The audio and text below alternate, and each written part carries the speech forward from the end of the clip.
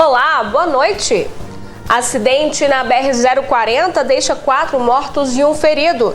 E condutor tenta desviar de cachorro na BR-365 e provoca acidente. E mais. Acidente entre 3 veículos deixa 40 mortos na BR-116 em Teófilo Otoni. Em Patos de Minas, motorista fica preso às ferragens após carro invadir a empresa da cidade. PRF realiza operação de Natal. Estudantes patenses se destacam em competição nacional de robótica. Moradores e comerciantes da Rua José de Santana pedem que Cadela Caramelo seja libertada. Cicobi Credicop e a Associação Vencer apresentam espetáculo de Natal. E corais encantam Patos de Minas com espetáculo natalino, além de projeção mapeada 3D na Catedral. Tudo isso a partir de agora no NTV News.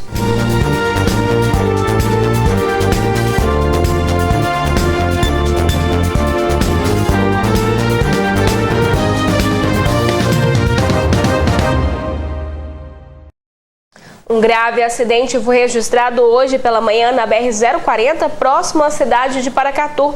4 pessoas morreram e uma criança ficou ferida. O acidente aconteceu nas primeiras horas deste sábado. De acordo com informações do Corpo de Bombeiros da Polícia Rodoviária Federal, o acidente ocorreu no quilômetro 44 da BR-040 em Vila Alvorada, Paracatu.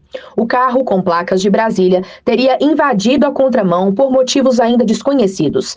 Após o impacto, o carro ainda teria sido arrastado por alguns metros. Foi constatado que no local haviam 5 vítimas, sendo 4 fatais. Uma mulher de aproximadamente 35 anos, um homem de 57 anos, uma criança do sexo masculino com 11 anos e um bebê do sexo feminino com apenas 1 mês de vida.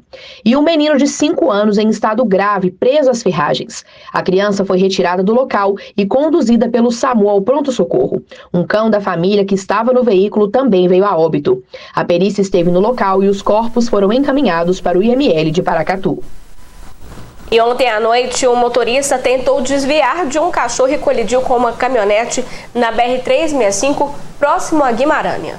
De acordo com informações da Polícia Rodoviária Federal, por volta das 20h15 desta sexta-feira, um veículo Gol seguia sentido Patrocínio Guimarães e uma caminhonete F4000 estava saindo de Guimarães sentido Patrocínio. O motorista do Gol avistou um cachorro, tentou desviar dele, mas acabou entrando na contramão e colidiu contra a caminhonete. O condutor do Gol teve ferimentos e foi atendido pelo SAMU e encaminhado para o pronto-socorro municipal de Patrocínio. E o carro, que estava em situação regular, foi entregue a um motorista responsável. O motorista da F4000 não se feriu, mas a caminhonete foi encaminhada para o pátio por estar com o licenciamento vencido. E ontem à tarde, um acidente entre um carro e uma caminhonete foi registrado na Avenida JK, no bairro Planalto. Segundo informações do Corpo de Bombeiros, o acidente ocorreu por volta das 15h30 e foi uma colisão entre um Fiat Mobi, que transitava pela pista central da Avenida JK, e uma caminhonete Volkswagen Amarok, que cruzava a pista no momento. Uma ambulância de resgate do Corpo de Bombeiros compareceu ao local e socorreu o condutor da caminhonete, um homem de 85 anos de idade, que foi levado até a Santa Casa de Patos de Minas com ferimentos leves. O condutor do Fiat Mobi foi conduzido por terceiros antes da chegada dos bombeiros. Não há informações sobre seu estado de saúde. Uma guarnição de bombeiros também apoiou os trabalhos. Foi necessário fechar temporariamente o trânsito na pista central para atendimento da ocorrência e para a aplicação de serragem sobre o óleo que foi derramado na pista. A Polícia Militar compareceu ao local para registro da ocorrência e controle do trânsito. Não parou por aí, hein? Um carro saiu da pista e caiu de um barranco ontem à noite na Avenida JK, no bairro Jardim Paulistano. O acidente aconteceu na noite desta sexta-feira. Uma equipe do Corpo de Bombeiros foi acionada para socorrer um casal que estaria dentro de um veículo que teria caído em um barranco na Avenida JK. Os bombeiros chegaram ao local, mas o carro Hyundai 30 estava vazio, trancado e com os faróis acesos. Testemunhas disseram que o casal havia saído do veículo e evadido do local rapidamente. O veículo, que estava sustentado por árvores e ameaçava cair, foi removido por guincho e a Polícia Militar esteve no local. Não há informações sobre feridos e os proprietários não foram localizados pelos policiais. O veículo foi encaminhado ao depósito credenciado ao Detran. E olha só, um capotamento foi registrado na madrugada de hoje na rua Major Gotti. Segundo a polícia militar, quando chegou ao local, encontrou uma condutora de um veículo de passeio, uma mulher de 57 anos, sendo socorrida pelo SAMU. Ela apresentou escoriações no cotovelo e no pé e encontrou atendimento médico. Em conversa com a pessoa que estava conduzindo esse veículo, ela informou que estava em um show no centro de convenções e que ao voltar para casa perdeu o controle da direção e capotou. O Palio em que ela conduzia ainda bateu em um Gol que estava estacionado na rua Major Gotti. Segundo o boletim de ocorrência, a condutora apresentava sinais de embriaguez, tendo aí confirmada perante testemunhas que consumiu cerveja durante o show. Contudo, ela se recusou a fazer o teste do bafômetro. Diante da situação, a condutora foi levada para a delegacia e o veículo foi removido pelo guincho credenciado. São muitos acidentes, daqui a pouco você vai ver também um acidente que foi registrado na Arlindo Porto. E os acidentes não param de acontecer. Hoje à tarde, um motociclista bateu em um caminhão parado na rua Antônio Amanso Filho, no bairro Sorriso. Segundo testemunhas no local, o motociclista, um homem cuja idade não foi informada, teria feito a curva em alta velocidade, o que resultou na colisão contra a lateral do caminhão. Ele sofreu ferimentos na face, incluindo um corte na boca. A equipe do SAMU foi acionada rapidamente e prestou os primeiros socorros à vítima, que foi encaminhada à Santa Casa de Misericórdia de Patos de Minas para avaliação médica mais detalhada. Pois é, e na madrugada de hoje, um acidente envolvendo um veículo que colidiu violentamente contra o alambrado de uma empresa de sementes localizada na Avenida Arlindo Porto chamou a atenção. Esse acidente foi no cruzamento com a rua Barão do Rio Branco, no bairro Cristo Redentor, e após o impacto, o carro foi parar em um barranco. Por volta das 3 da manhã, vizinhos ouviram um forte barulho, mas devido à chuva e à escuridão, não conseguiram ver o acidente. Eles retornaram para suas casas sem saber o que havia acontecido. Somente por volta das 5h30 da manhã, quando amanheceu, perceberam que o alambrado estava destruído e que havia uma vítima presa dentro do carro. Os moradores então acionaram a Polícia Militar, o Corpo de Bombeiro e o SAMU. Equipes de resgate foram ao local e com o auxílio dos bombeiros, retiraram o motorista que estava preso às ferragens. O Corpo de Bombeiro foi acionado por volta das 6 horas da manhã de hoje. Chegando no local, deparou com a vítima presa no interior do veículo. O Corpo de Bombeiro realizou o desencarceramento dessa vítima e repassou a equipe do SAMU para ser conduzida até o hospital. A vítima encontrava-se consciente. De acordo com informações, as marcas de frenagem indicam que o motorista pode ter descido a rua Barão do Rio Branco pela contramão, perdido o controle do veículo e, em seguida, invadido a empresa. O Serviço de Atendimento Móvel de Urgência SAMU informou que o homem de 25 anos foi encaminhado, em estado de saúde estável, para o Hospital Regional Antônio Dias. E olha só, a seguir, acidente entre 3 veículos deixa quase 40 mortos na BR-116 em Teófilo Otoni. E Polícia Rodoviária Federal realiza a operação de Natal.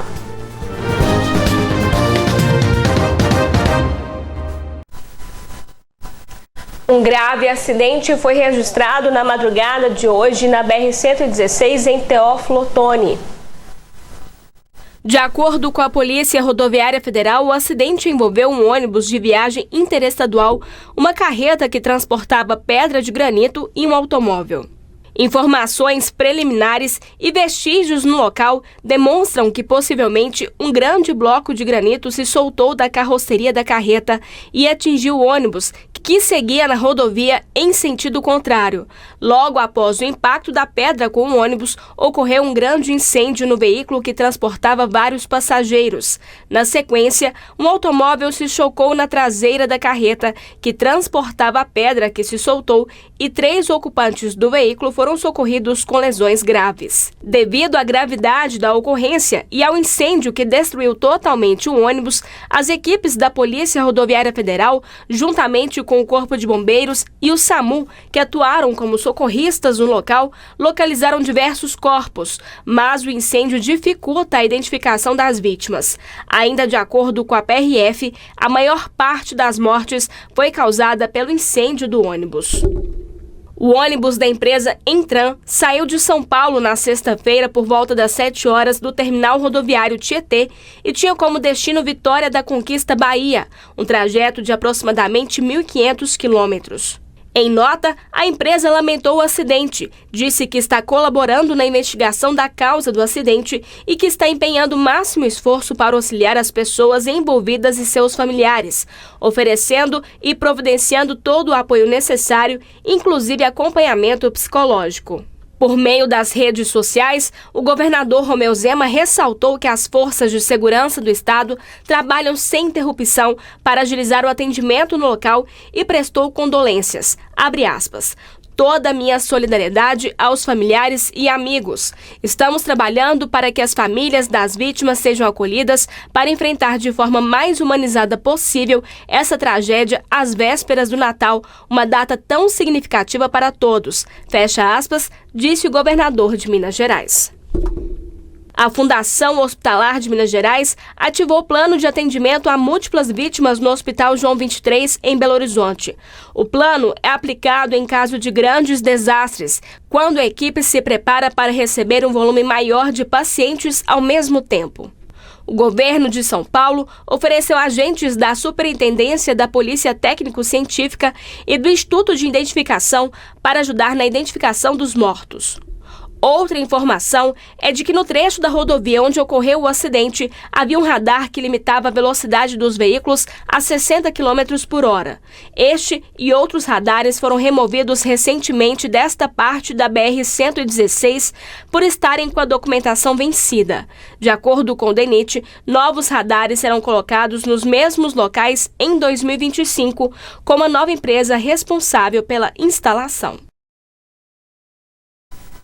E olha só, a Polícia Civil de Minas Gerais informou que tão logo tomou conhecimento do acidente, requisitou a presença da perícia e de policiais no local dos fatos para identificar e coletar vestígios que irão subsidiar a investigação. Os corpos das vítimas foram levados para o posto médico legal em Teófilo Otoni para exames de identificação. Uma equipe do Instituto Médico Legal André Roquette, de Belo Horizonte, foi encaminhada ao município e auxilia nestes trabalhos.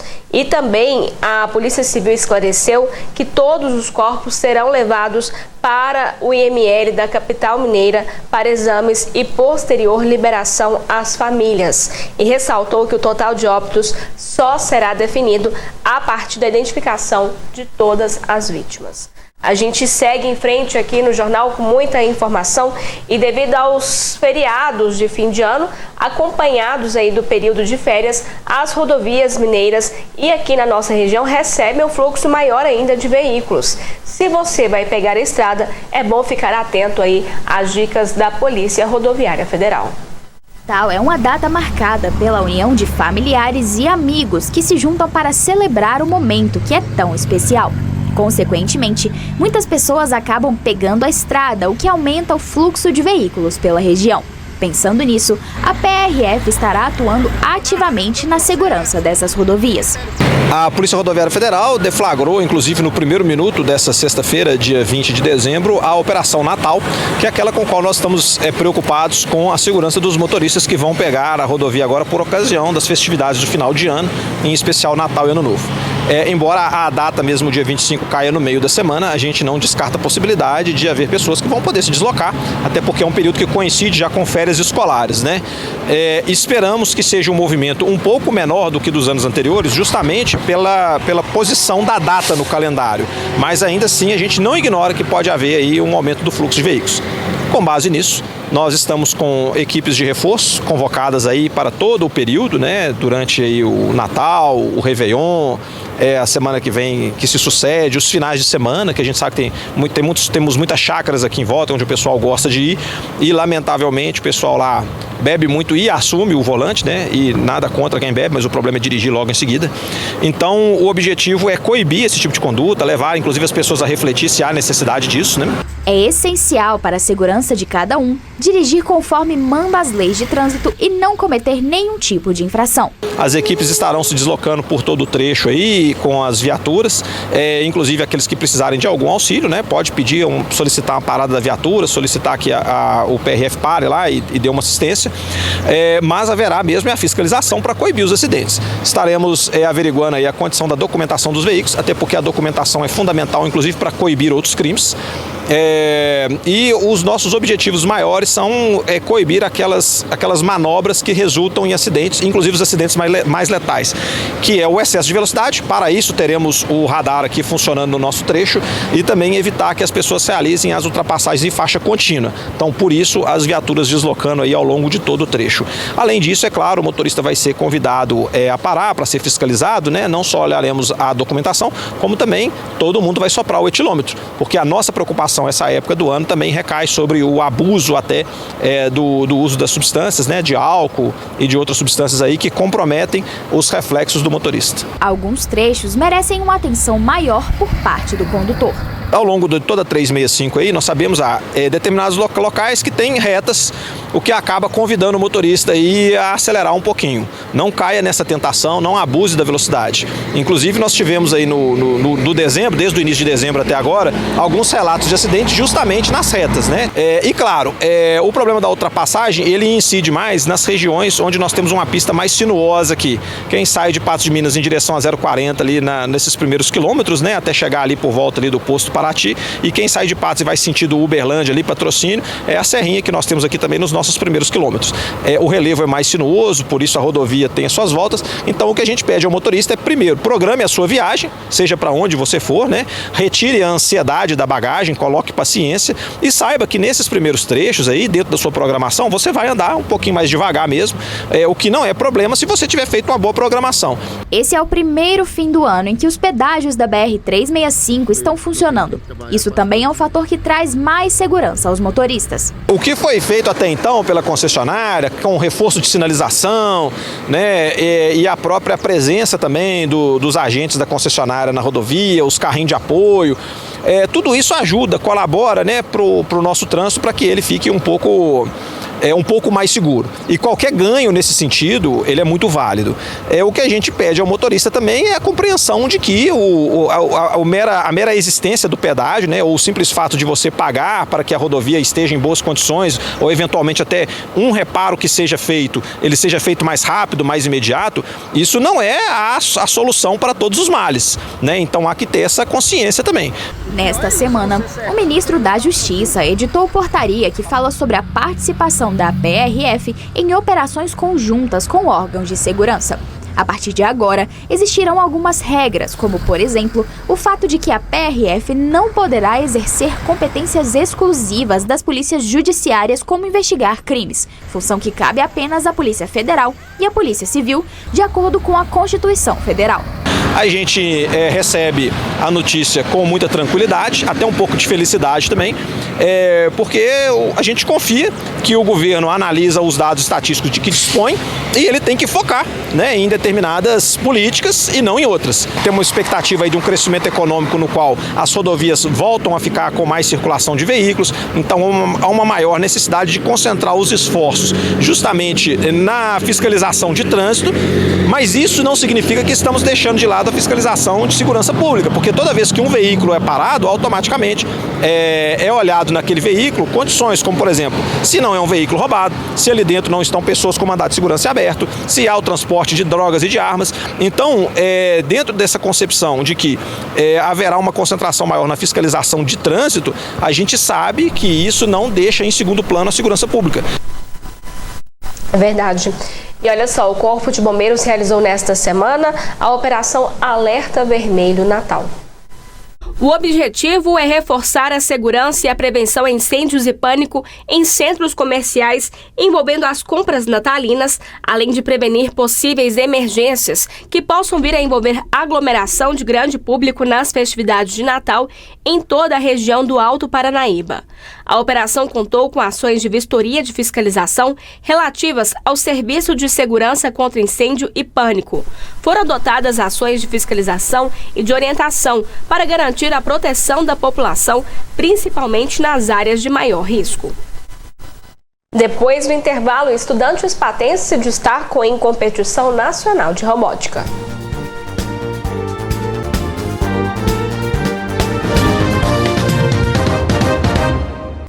Estudantes de Patos de Minas foram destaque de uma competição nacional de robótica com um projeto que promete facilitar doações de alimentos em supermercados. Em parceria com a Unipan, eles desenvolveram um protótipo que será apresentado em uma feira de iniciação tecnológica em 2025. Os alunos do 5º ano começaram a apresentar o seu projeto em um torneio interno da escola e de lá foram para a etapa regional, onde conseguiram alcançar o 1º lugar e foram classificados para o Torneio Brasil Robótica que aconteceu em Vila Velha. O trabalho consiste em um totem com um aplicativo que facilita doações de alimentos que serão destinados a comunidades menos favorecidas ou instituições. A ideia do projeto, tem o título de fazer o bem olhando a quem. Então, nós queremos unir, pessoas que querem doar alimentos, e as pessoas que necessitam do alimento, através de instituições, que fazem esse trabalho de doações, que tem, vínculos com algumas outras famílias que precisam de alimentos, e supermercados que se tornaram parceiros nessa ideia. Nós tivemos uma grata satisfação do nosso projeto ter sido reconhecido no torneio nacional. Com isso, nós fomos classificados para participarmos de uma feira brasileira de iniciação tecnológica que acontece no ano que vem. Para o desenvolvimento do totem e criação do aplicativo, as crianças contaram com a parceria dos alunos do curso de Sistemas de Informação do Unipan, que foram essenciais para o sucesso do projeto. Além de ter sido bem visto nacionalmente, o trabalho também gerou bons frutos para os alunos dentro da instituição. O MEC criou uma nova portaria de extensão curricularizada. Nessa extensão, os alunos eles têm que desenvolver projetos em contato com a comunidade, levando benefícios para a comunidade. Então a gente procurou atender todos os requisitos e desenvolver realmente o projeto, e aí temos essa excelente solução aqui, que foi premiada tanto no regional quanto no brasileiro. A gente fica bastante feliz de ter proporcionado aos nossos alunos esse contato com a sociedade e ter desenvolvido as habilidades e competências dos alunos. Eu sempre gostei muito de ter esse contato, esse calor com tudo que envolve o social. Fora a faculdade, eu faço teatro e a gente está sempre ajudando todo tipo de instituições. Aí quando eu vi que um projeto iria focar nisso, realmente me abraçou, falando de maneira pessoal mesmo. Nós ficamos bem orgulhosos com o resultado do projeto. Nós ganhamos 2º lugar no nosso torneio interno do Unipan, no curso de sistemas. Acabamos ficando em 2º lugar do 6º período e foi muito gratificante a sensação. Todo mundo que viu o nosso projeto adorou a ideia, adorou o resultado. O aplicativo funciona de uma forma didática e é de fácil manuseio para que todos possam entender a sua logística. Primeiro, se você quiser doar, você tem que apertar nesse botão. Você escolhe a instituição e escolhe o supermercado. Aí você vai escolher o valor que você quer doar. E aqui você vai pôr todos os seus dados. Após preencher os dados, o aplicativo envia para o seu e-mail uma confirmação de doação. De forma simples e prática, você pode fazer a diferença na vida de alguém. As crianças reconhecem a importância desse gesto, não só para o futuro acadêmico de cada um deles, como também o peso social que ele carrega, sendo uma ponte que facilita a ajuda para todos aqueles que mais precisam. É muito importante para a gente conseguir ajudar as famílias vulneráveis por meio de doações. Qual a sensação de estar competindo a nível nacional com tantos outros grupos? É bem legal, né? Porque a gente estava competindo com o Brasil inteiro. E a gente conseguiu ficar em primeiro lugar no médio científico. A gente ficou muito feliz e grato por isso. O objetivo é que esse projeto evolua cada vez mais e que a Feira de Iniciação Tecnológica possa abrir várias portas. a nossa vontade é que realmente, né, esse projeto ele caminhe, né, porque nosso objetivo é esse, que dê certo, né, que famílias possam realmente serem atendidas através do nosso projeto. E um agradecimento muito especial também às nossas crianças, né, porque nesse processo todo foram meses, né, eles necessitavam de dedicação, de esforço, então nós, assim, ficamos muito felizes porque eles se tornaram mais fortes, se desenvolveram muito, né, então eles vão levar uma boa história pela frente, né? E também a Unipam, né, que se disponibilizou a fornecer aí os seus alunos, né, para estar nos dando esse apoio aí. Parabéns. E olha só, a Federação das Indústrias do Estado de Minas Gerais apresentou o balanço do setor em 2024. A equipe econômica da entidade avaliou que o país, como um todo, viveu um quadro misto com crescimento acima do esperado, mas com a pressão da inflação. Para o ano que vem, a FIENG avalia que o cenário é desafiador. O balanço anual da FIENG trouxe dados econômicos até o terceiro trimestre de 2024 e a projeção para o próximo ano.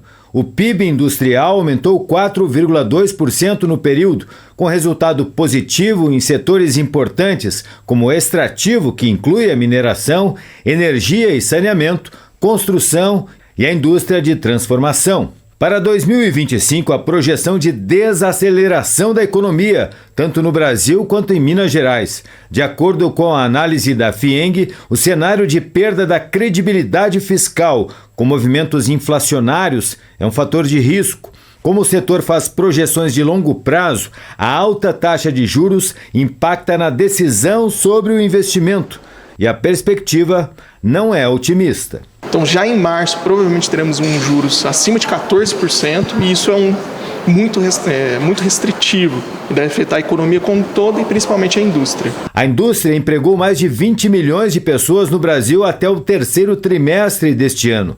Foram 2.530.000 trabalhadores em Minas Gerais.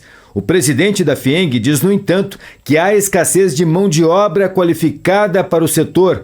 Flávio Roscoe avalia que programas sociais não dialogam com o mercado e, no atual formato, estimulam a informalidade. Porque, como se ele tiver um emprego formal, ele sai do benefício, ele prefere ficar fazendo diarista, bico, para continuar recebendo o benefício e ter uma renda adicional. Então, ao contrário do que se pretende, que é melhorar a qualidade do conjunto de empregos fornecidos pela sociedade, a gente está deteriorando parte do mercado de trabalho por criar um incentivo artificial para que haja o bico, não o emprego formal. E olha só, a Secretaria de Desenvolvimento Econômico divulgou números positivos para a economia do Estado. Crescimento alavancado principalmente pelo investimento em inovação e também tecnologia. Minas Gerais fechou o terceiro trimestre com 9,1% do PIB nacional, com uma expectativa de alcançar 9,5% até o final do ano. Foram 272 bilhões de reais em bens e serviços produzidos.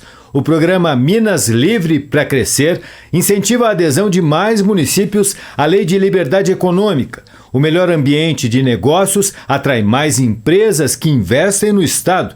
Houve alta de 15% na abertura de empregos até novembro deste ano. 70% destes postos de trabalho vêm de micro e pequenas empresas. Nós vamos facilitar a vida daquele que quer empreender, daquele que gera emprego. Nós estamos falando, inclusive, das micro e pequenas empresas que tanto precisam de apoio para gerar os empregos que a gente vê nas ruas. As lojas de roupa, oficina, todos esses tipos de empresas, salão de beleza, restaurante. Esses empreendedores precisam de apoio e o Estado está muito presente em parceria com as entidades empresariais. Outro desempenho comemorado pelo governo é a marca de 11 gigawatts de energia solar fotovoltaica em operação, registrada nesta semana. Tecnologia que transforma a realidade na região norte do estado. O Vale do Jequitinhonha e Mucuri registra o segundo maior crescimento em abertura de empresas, com 17% do total. O sol que foi às vezes o grande causador dessa insegurança hídrica do norte de Minas, hoje tem sido a redenção, porque a estruturação dos painéis solares geram milhares de empregos e o total de investimento para a região já ultrapassa 80 bilhões de reais. A inovação ajuda a impulsionar o desempenho econômico em Minas Gerais. Pelo terceiro ano consecutivo, 100% do orçamento em ciência e tecnologia foi executado aqui no estado. Só neste ano foram 472 milhões de reais, inclusive com aporte, a participação das empresas e também da academia, a chamada Tríplice Hélice. Esse modelo permite a colaboração entre o governo, a universidade e a indústria para promover o desenvolvimento por meio da inovação e empreendedorismo. São vários cases de sucesso bem interessantes. A gente tem várias cultivares desenvolvidas em Minas pelas nossas universidades, Universidade Federal de Uberlândia, Lavras e Viçosa, que tem, por exemplo, chegado no setor produtivo, não só mineiro. Então são vários projetos e programas. Foram 200 milhões de reais até esse momento investidos em programas de tríplice hélice e muitos deles já têm gerado resultados. A gente tem visto alguns ganhos em algumas empresas interessadas em vir para Minas exatamente com essa finalidade e, obviamente, fortalecendo a nossa ciência e tecnologia. Minas é o estado da União que mais possui universidades federais, né? Então nós temos aqui uma pujança de desenvolvimento científico e tecnológico como nenhum outro estado e é um diferencial que a gente quer valorizar junto ao setor produtivo. Em instantes, moradores e comerciantes da Rua José de Santana pedem que Cadela Caramelo seja libertada.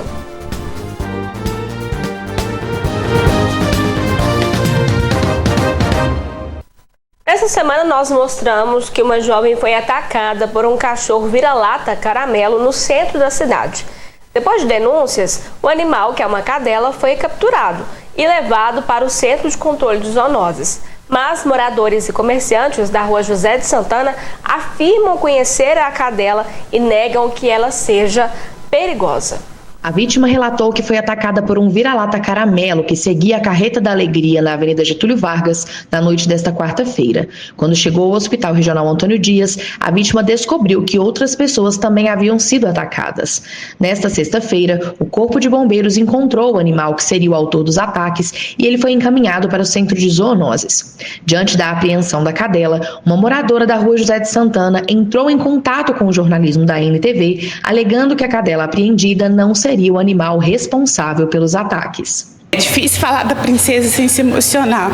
Eu a chamo de princesa, na galeria todo mundo a chama de lindinha.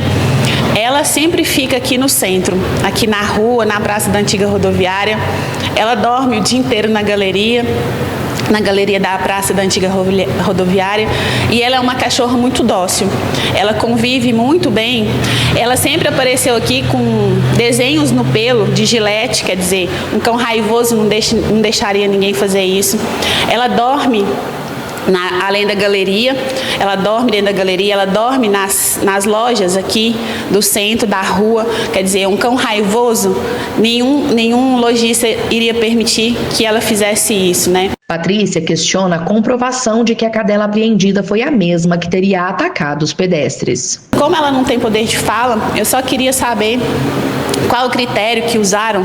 No caso dela, ela não tem fala, mas a gente que gosta e defende, a gente tem. Porque caramelo grande no centro e na cidade tem vários. Então e eu queria assim, se foi ela, tem que ter prova que foi ela. Após a notícia dos ataques, um vídeo da cadela seguindo a Carreta da Alegria na Avenida Getúlio Vargas foi registrado, indicando o que o cinegrafista amador considerou uma atitude raivosa. Uma pessoa assim, desavisada da vida, que eu acho que não entendeu bem direito, me filma a cachorra, porque ela é o abre-alas do trenzinho. Tem 3 anos que ela acompanha o trenzinho. Se ele dá 1000 voltas, ela dá 1001 voltas, ela vai na frente dele, levanta o rabinho, vai toda feliz. E quando ele para, ela realmente late, ela fica latindo até ele entrar em movimento. Então uma pessoa me filma, ela latindo, o trenzinho parado, e fala que o caramelo raivoso estava lá no trenzinho. E o corpo de bombeiro na mesma hora vai, coloca cambão na bichinha que machuca e prende ela daquela forma, e hoje ela está nas zoonoses. Além da moradora, comerciantes da rua José de Santana relatam o bom comportamento da cadela. Eles pedem que ela seja devolvida ao local. Pelo menos para mim nunca deu problema, sempre ficar aqui na porta da loja, nunca vi nada que desabonasse a cachorrinha. Nunca atacou ninguém. Dorme nas lojas. Dorme aqui na porta aqui direto, não tinha nada com ela não. Cachorrinha amigável, boazinha. E tenho fotos dela no meio da multidão aqui na rua. Ela, quando ela chega aqui na rua, ela sempre olha para cima, para minha janela, porque ela acha que a comida cai do céu. Então é isso, eu acho que ela não tem voz, mas quem a gente tem. Então a gente tem que interceder por ela também. E o que a gente pede é que ela seja solta. Um homem de 53 anos, que era considerado foragido da justiça, foi preso ontem em Lagoa Formosa. Segundo a Polícia Militar, o homem estava em uma rua no bairro Nossa Senhora do Rosário quando foi visto pelos militares que realizavam patrulhamento pelo local. O foragido correu por alguns quarteirões, tentou pular muros e ainda resistiu à prisão. Durante a ação para prender o homem, que é da cidade de Carmo do Paranaíba, alguns militares sofreram algumas lesões. Com inúmeras passagens pela polícia por cometer roubos em fazendas e cargas, o homem, que é da cidade de Carmo do Paranaíba, foi encaminhado para a Delegacia de Polícia Civil aqui em Patos de Minas. E um homem de 65 anos foi preso hoje pela manhã com mais de 100 papelotes de cocaína. A prisão aconteceu após operação da Polícia Militar Rodoviária na BR-352 em Lagoa Formosa. O Uno em que o suspeito estava se deslocava de Patos de Minas para São Gotardo. Ao ser questionado sobre o motivo do deslocamento, o motorista informou que possui uma casa noturna em São Gotardo e que estava usando tornozeleira eletrônica. Durante a conferência de itens obrigatórios do veículo, foi encontrada uma sacola com 105 papelotes de cocaína, sendo 30 médios e 75 pequenos ao lado do pneu do estepe. Diante disso, ele foi preso pelo crime de tráfico de drogas e o veículo apreendido juntamente com a droga. Olha só, o governo de Minas divulgou estudo mostrando que o estado avançou nas metas de redução dos gases do efeito estufa. De acordo com o levantamento feito por uma consultora em Minas Gerais, conseguiu retirar 24 milhões de toneladas desses gases no ano de 2023 e avança no enfrentamento às mudanças climáticas.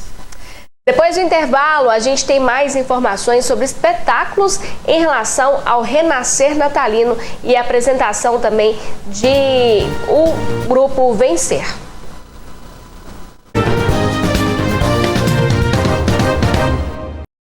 Vamos voltar nesse assunto porque o governo de Minas divulgou um estudo mostrando que o estado avançou nas metas de redução dos gases do efeito estufa. Veja só. A Secretaria de Estado de Meio Ambiente adotou uma ferramenta de monitoramento para atingir metas e buscar o objetivo de zerar os gases de efeito estufa até 2050. Chamada de MRV Climático, a ferramenta já conseguiu mensurar que o estado eliminou, no ano de 2023, 24 milhões de toneladas de gases que provocam o efeito estufa, principal causador de eventos climáticos extremos. Isso dentro do Plano Estadual de Ação Climática, o PLAC. Uma das metas que está sendo possível acompanhar pela plataforma é a que busca alcançar 900 mil veículos movidos por propulsão alternativa a combustão até 2050 na frota veicular registrada no estado. São os carros elétricos, por exemplo. No primeiro semestre de 2023, eram 5.848 veículos do tipo registrados em Minas. Já no primeiro semestre de 2024, o número subiu para 14.884 automóveis. O MRV Climático foi lançado na última edição da COP, realizada neste ano no Azerbaijão. Considerando o nosso plano de ação climática e as diversas metas previstas no nosso plano, o importante agora é a sua implementação. E essa ferramenta permitirá dar transparência à sociedade da execução de todas essas ações, as metas que estão sendo cumpridas e também calcular o que essas metas e ações repercutem em termos de redução de emissão de gases de efeito estufa e de aumento de captura de gases de efeito estufa. Com a ferramenta lançada na COP, nós daremos total transparência a toda a sociedade de todas as ações que estamos desenvolvendo para chegar ao Net Zero, ou seja, a neutralidade até 2050, como compromisso que firmamos na campanha Race to Zero. Hoje nós mostramos que diversos acidentes foram registrados em Patos de Minas, na nossa região. Um grave acidente em Teófilo Otoni e não paramos por aí, viu? Na tarde desse sábado, um acidente envolvendo uma moto e um carro deixou um homem de 21 anos ferido na Avenida JK. A colisão aconteceu por volta das 5h40 da tarde na Avenida JK. De acordo com informações, a vítima, que estava na motocicleta, foi encontrada caída no chão, sem lembrar como o acidente ocorreu. Apesar disso, o jovem estava consciente e orientado quando recebeu os primeiros atendimentos. Ele apresentava escoriações no queixo e no joelho esquerdo. O Serviço de Atendimento Móvel de Urgência SAMU foi acionado e encaminhou o jovem à Santa Casa de Misericórdia de Patos de Minas para avaliações e cuidados médicos. Um policial civil aposentado que passava pelo local parou para prestar socorro. No entanto, durante a abordagem, foi constatado que ele apresentava sinais de embriaguez. Ele foi conduzido pelas autoridades para esclarecimentos e a adoção das medidas cabíveis. As causas do acidente ainda estão sendo investigadas pelas autoridades de trânsito. E olha só, o Teatro Leão de Formosa foi palco ontem de uma noite mágica com espetáculo de dança Os Encantos do Natal, apresentado pelo Corpo de Balé Cicobi Credicopa da Associação Vencer. O Cicobi Credicopa, patrocinador do espetáculo, mantém uma sólida parceria com a Associação Vencer, reafirmando seu compromisso com a comunidade. Entre diversos projetos que nós fazemos parte, esse nos envaidece muito por transformar pessoas. Você vê que estamos transformando crianças, fazendo ela, através da dança, adquirir bons hábitos, adquirir disciplina, coordenação motora, que no futuro, se vai ser usado, com certeza vai levar a sua bagagem para uma vida profissional futura. O Cicobi Credicopa é grande parceira nesses projetos. Nós temos nossos princípios como cooperativista, um deles é preocupar na comunidade onde estamos serviços. Temos diversas ações no decorrer do ano, tanto na literatura como no esporte. E agora, hoje, culminando com essa noite maravilhosa, essa apresentação que não deixou nada a desejar, perfeita, dessas crianças que tão bem mostraram o trabalho que eles adquiriram aprendizado durante o ano. Integrando a programação do Renascer Natalino, o evento simbolizou a continuidade de ações sociais promovidas pela cooperativa. Esse é o complemento de mais um grande projeto que nós temos, que é aquele mês das crianças que nós temos em outubro, aonde as crianças andam naquele trem-bala e para andar tem que comprar em lojas parceiras que são cooperadas Cicobi Credicopa.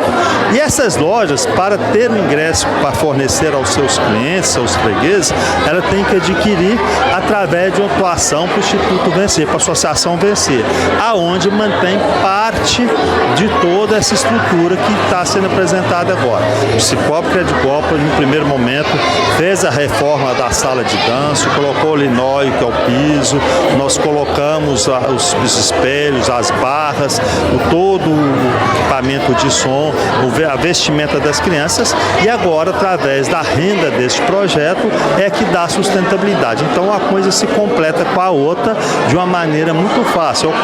Como eu falo, para o bem, quando você chama as pessoas para estar com você, multiplica muito, mas é muito. A apresentação é resultado de meses de ensaio e dedicação, proporcionando às crianças a oportunidade de viverem momentos inesquecíveis no palco.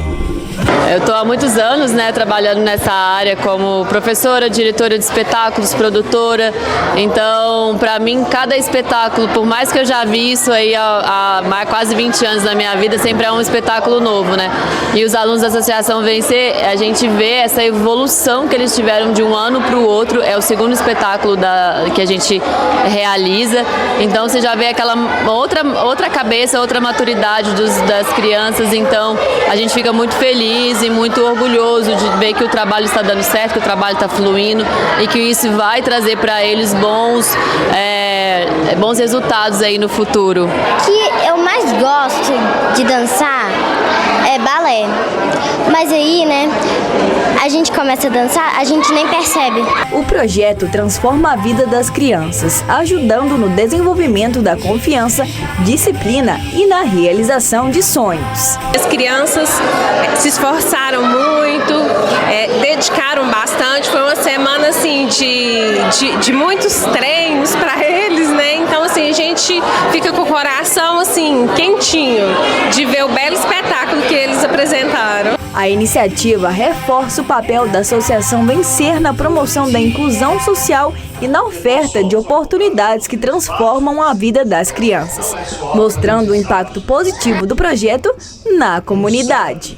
Hoje é um dia só de alegria, de comemoração, né? Porque essas meninas brilharam na primeira sessão, na segunda sessão, e isso nós devemos, né, ao Cicobi Credicopa, que acreditou, né, mais um ano que elas seriam capazes de fazer esse brilho, né, no palco. Então, essas crianças estão ali conosco ao longo deste ano, né?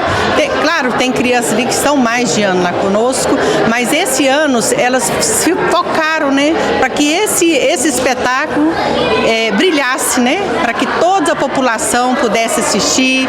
Foi um espetáculo, a primeira sessão foi exclusiva para os pais e irmãos, então cada um poderia trazer ali sua família, e a segunda sessão seria, né, para a comunidade, para o Cicobi Credicopa também, que quis exclusividade para apreciar, né, aquilo que eles acreditaram. Então é muita alegria que nós estamos aqui hoje para apresentar esse espetáculo. E ontem também teve espetáculo com o concerto Renascer Natalino. O evento que encantou o público com uma combinação de música, arte e tecnologia e que foi realizado em frente à Catedral de Santo Antônio. Corais emocionaram a todos enquanto uma projeção mapeada 3D iluminava a fachada da igreja.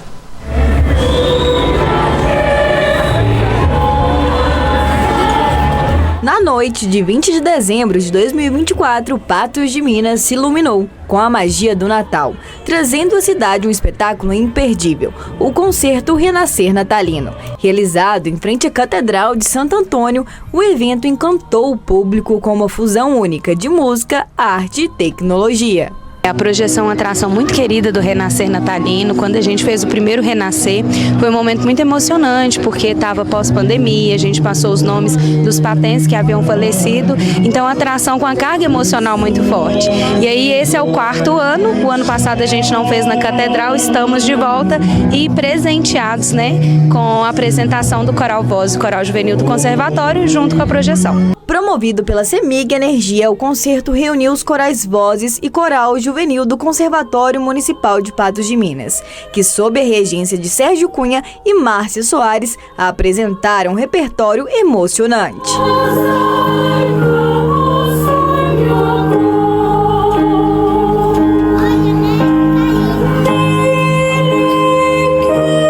Momentos mais marcantes do evento foi a deslumbrante projeção mapeada 3D, que iluminou a fachada da catedral, criando um show visual sincronizado com a música. O público teve a oportunidade de viver essa experiência mágica, que foi ainda mais especial pela interação com as fotos enviadas pelos próprios participantes. A gente faz uma ação no Instagram do Renascer Natalino e a gente recebeu mais de 679 fotos dessa vez. São fotos de pessoas de Patos, pessoas que são de Patos, mas moram fora, né? Que queriam homenagear os seus parentes. É muito emocionante, a gente já recebeu inclusive repostes aqui de quem se viu na catedral. Essa dinâmica permitiu que as pessoas se sentissem parte do evento, registrando suas próprias memórias e vendo-as refletidas em um grande painel. É muito bonito porque eu acho que coroa tudo que o Renascer faz, né? São atrações para as famílias, é uma forma de iluminar não só as praças, mas o coração de todo mundo, com os parceiros, a união da cidade. E as músicas que serão apresentadas hoje são maravilhosas, elas têm realmente, assim, muito voltado para o sentido do nascimento de Jesus e do verdadeiro sentido do Natal.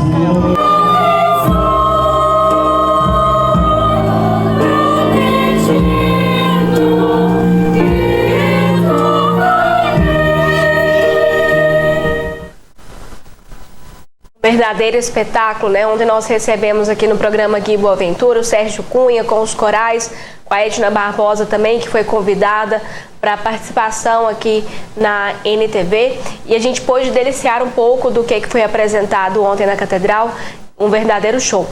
E lembrando a vocês que hoje e amanhã continuem essas apresentações em 2 sessões, às 8h30 e às 9h30, tanto hoje, neste sábado, quanto amanhã, no domingo, e você é convidado para participar. Lembrando que, caso ocorra aí a chuva, a apresentação passará para dentro da Catedral. Então fica o convite para você que nos acompanhou aqui no NTV News, desliga a TV e pode lá acompanhar agora também toda essa programação. Por hoje é só, muito obrigada pela sua companhia, eu desejo a você um excelente domingo, muito cuidado aí para quem vai pegar a rodovia, vai viajar, nós tivemos hoje uma edição com muitas informações aqui em relação a acidentes, então todo cuidado é pouco. E mais informações sempre você encontra no site patujá.com.br. Para você, mais uma vez, uma excelente noite e um excelente domingo.